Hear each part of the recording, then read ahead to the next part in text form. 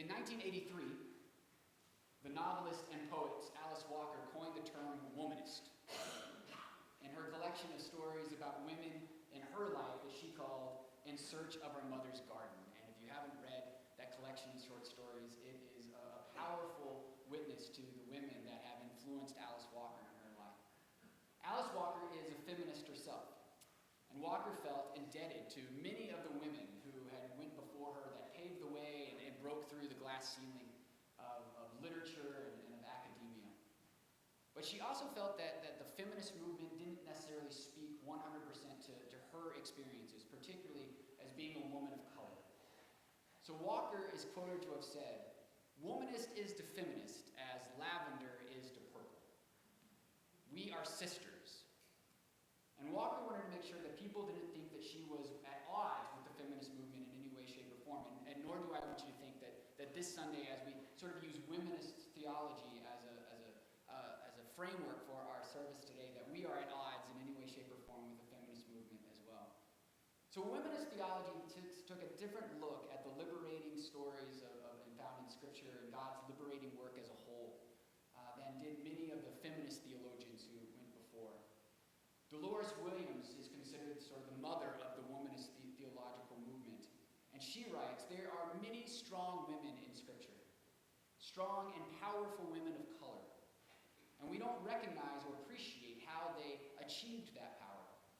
It was rarely granted to them.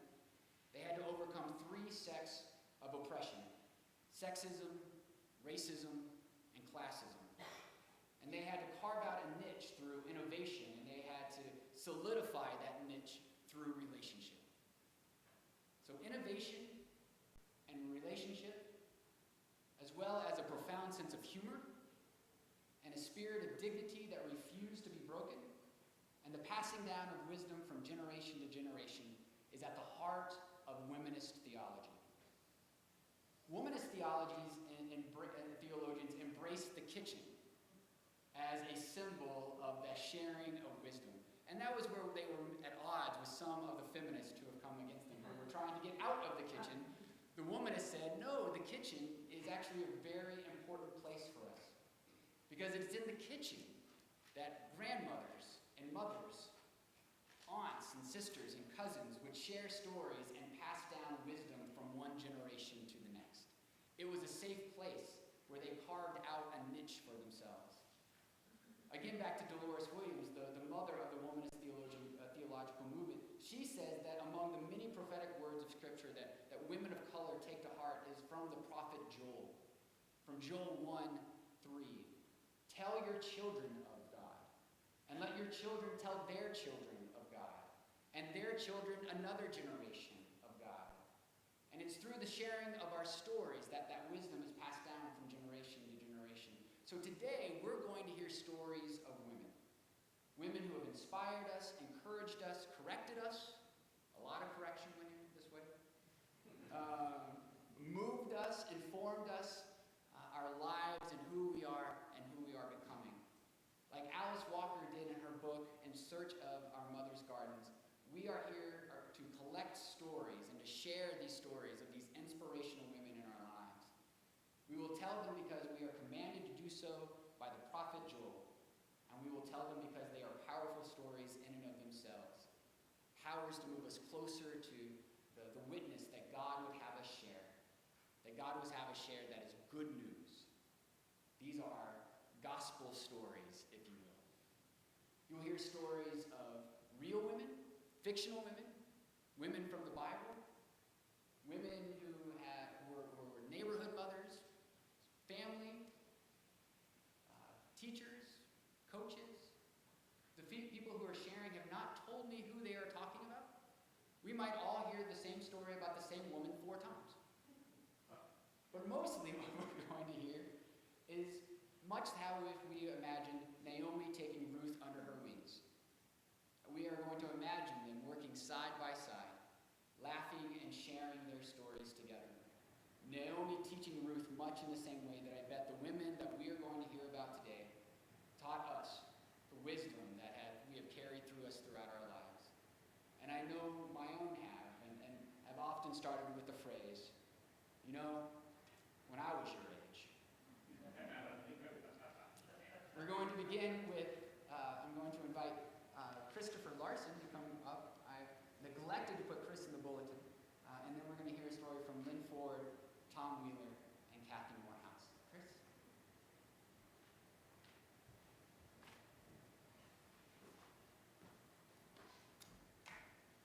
So I'm going to sit so I can see what I wrote.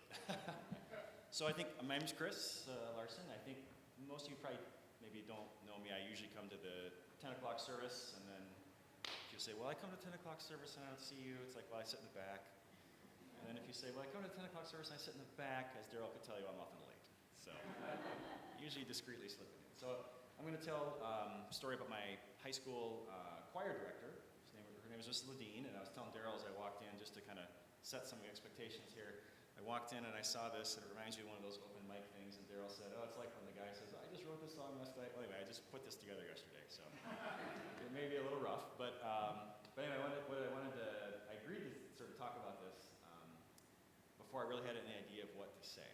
And then it got closer to the date, and I was starting to get a little worried. So I thought, oh gosh, I better think of something.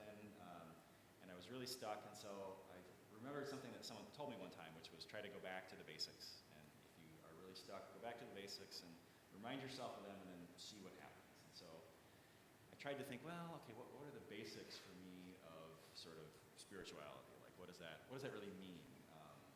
And I guess we probably all have a lot of answers for that. We all have different answers for that, maybe some at the same time, maybe some at different times in our lives. And I guess for me, I was thinking, as I have my current age and place in life, I think for me, spirituality is something that helps kind of provide sort of what I would say like an existential meaning, like something that brings you sort of a connection to the world beyond sort of what is brought to us kind of by common culture and media and entertainment. And for me, maybe I would say that is something along the lines of, it's people and sort of the enduring sentiments that we have in our hearts through people, whether that's kind of directly through direct relationships or maybe indirectly through sort of the things that we do, if those are vocations like maybe Darryl has, or teachers or parents, or just something that we do that we see as part of our life, maybe a volunteer activity that gives us a purpose. And hopefully during our lives that kind of two-way thing is meaningful, and then after our lives the memory of us to individuals or the consequences of what we've done, those are still enduring things that happen. So I thought to myself, how did I come up with that kind of complicated story in my head? Who helped me create that, and what women kind of helped me create that? And so maybe it was one kind of interesting observation I had was that I actually couldn't initially think of any women, but maybe that's more of a commentary on at earlier times in my life and the time of history, who was in kind of formal spiritual formation roles and who wasn't. But then I was kind of just running through people who was important, and I thought of Miss Ladine, and the minute I thought of her, it immediately clicked. So this was a person that was a choir director, both for my school and also for the church that I went to, and I was exposed to her in these settings a number of times. And I thought it was interesting that she never really, initially didn't pop up, and I thought maybe that was just kind of a little something that said something about what spiritual formation is and how it's maybe broader and rounder than what we normally think. And that really for me, I could only think of her kind of in retrospect. That I don't think at the time you would have asked me, who is your spiritual former? I don't think I would have named her. So kind of, what did she do really, I think is best summed up in a story. So there was this time when I was a freshman in high school, and I was in kind of music stuff, and I was in the musical, and I was a freshman, so I was just in the choir. And at the same time as this musical, I developed this crush on a girl. Her name was Trisha. And the musical then became this awesome time when every day after school for like 2 hours, Trisha was trapped with me. And it was just a great time of kind of being around her and auditions, rehearsals, etc. And I can still remember to this day, the day of the last rehearsal, the day before, it was like a Wednesday and the first performance on a Friday. I somehow ended up like putting chairs away with a few of the other staff and Mrs. Ladine. And out of nowhere, she says to me, I don't remember the exact words, but the sentiment of it was something like, the musical's about to end. I can see that you have a crush on Trisha, and you've been kind of sitting around this whole time, and no one's going to wait around forever to go from being an observer to being in their life. And of course, as a 14-year-old boy, this was horribly embarrassing to have this grown woman tell me this. Like, oh, whatever. But I will say that to this day, in fact, even several weeks ago, I have remembered the spirit of that conversation to not kind of just sit back and observe life go by, but to actually kind of get in there and participate and be in relationship with people. And then as a 14-year-old boy, it was cool because it led to my first kiss. And that was pretty awesome. And to this day, I can still kind of remember everything about that moment. And not so much, obviously you're a teenager or whatever, but it's kind of a symbol or a metaphor of that, the way that, you can have truly deep connections with another person. And so, how does that relate to Mrs. Ledeen? I would simply say that I think, obviously she wasn't a direct spiritual teacher of being like a minister or Sunday school teacher or whatever, but maybe it's the kind of person who helps to create, just by who they are in what they do, they help to create environments in which you can experience sort of something that either is at the time spiritual growth or somehow in the future creates or contributes to the formation of what it is to you to be spiritual. So that's my story, and I'm sticking to it. There you go.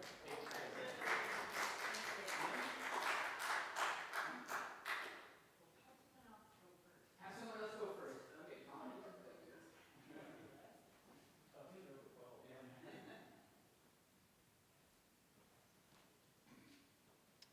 Well, I'm Tom Wheeler, and Darryl asked me to talk about somebody that was memorable in my life.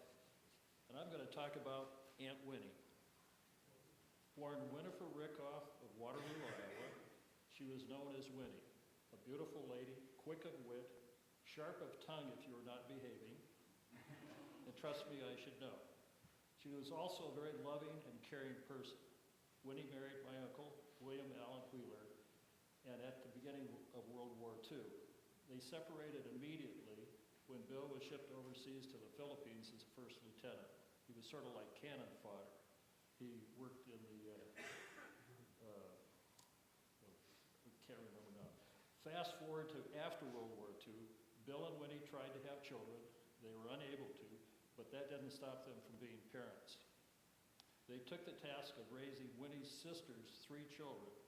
From grade school to graduation, Bill and Winnie worked as a team to raise the kids, but it was Winnie, the stay-at-home mom who worked in the kitchen, and she gave the guidance and direction that helped them grow and develop as adults as they are today. Aunt Winnie was also my guidance counselor and the go-to person when I needed to talk to someone after an early passing of my father. Winnie was as strong and stable and always there if you needed to sit down and talk to someone about a question or problem you might be having. Winnie's real strength showed up when, after 40 years of marriage, she and Bill reached the age of retirement. They had just started to enjoy their new life of golf, travel, theater, and time with friends, when tragically Bill and Winnie were separated in an instant. 2 couples were going out for dinner, and an evening of theater. When driving south from Waterloo to Cedar Rapids for an evening, a pickup truck, whose driver hadn't seen them, ran a stop sign on a rural Iowa road and killed 3 out of the 4 people instantly. Aunt Winnie was the only one to survive. Winnie had all the bones on her face broken, all the tissue came off, and she lost her left eye, and it took years of rehabilitation to get her to walk again. The accident was so horrific that Winnie never looked the same despite numerous operations. But the one thing that I could recognize was her voice and her spirit. Not only did she walk again, but she started driving. Though she had never driven a car before the accident, she decided that if she was going to be independent, then she would have to learn to drive. She lived some 20 years without her best friend Bill, and at her passing, I know she has once again joined up with Uncle Bill. Winnie was and has always been my inspiration to do whatever you want to do, whenever you want to do it. She was, without a doubt, the strongest lady I've ever known. With her passing, she left all the family members a stipend that comes once a year. And every year I say, thank you, Aunt Winnie.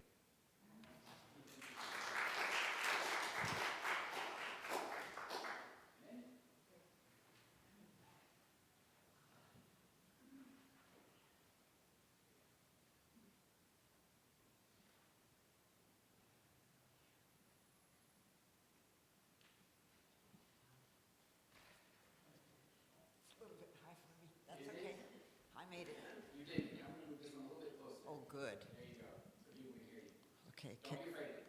Can you hear me? Okay, good, good.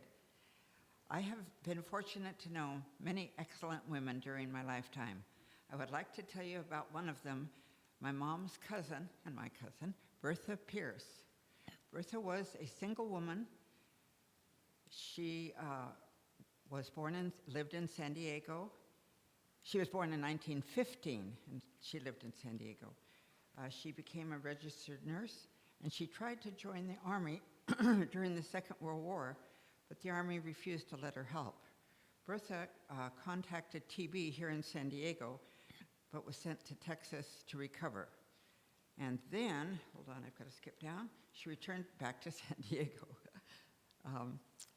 So when she could, she joined the Peace Corps, and she was sent to Central America, where she worked as a nurse.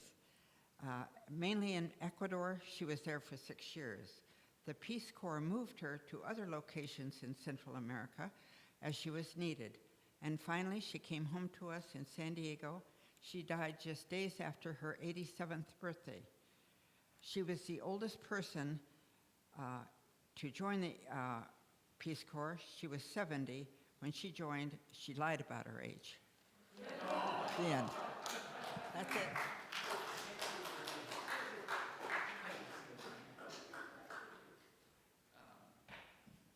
I don't see Kathy anywhere. So we have a slot open. Is someone moved? We only have one slot open, but is someone moved to share a story, impromptu style, about a woman in their life? Carla?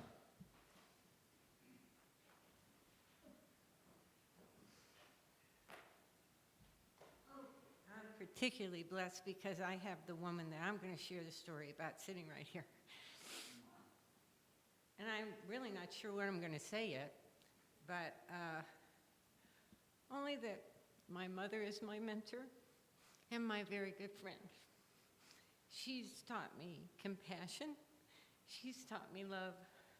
She's taught me open-mindedness, courage, dignity, class, and I think that all of these things, and she doesn't even know it. And that's what makes her my mother.